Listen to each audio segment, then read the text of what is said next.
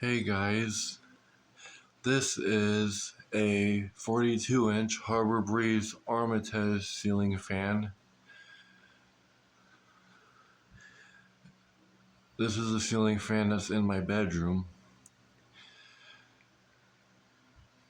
And yes, I know that's not the original light kit. I don't know what happened to the original light kit. It was like that when I moved in here.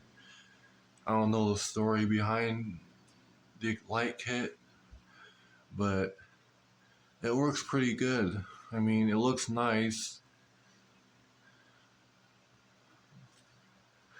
So without further ado, let's start on high. And yes, I have it in reverse. Weather's starting to get colder, and I use this fan at night when I sleep, so I don't want cold air blowing on me while I'm sleeping and then wake up freezing. So I have it on reverse to keep the warm air towards the ground.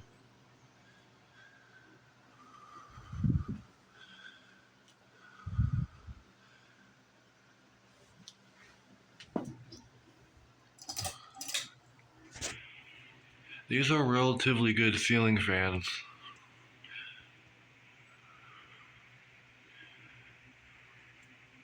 I remember seeing these a lot as a kid, almost everywhere. And still to this day.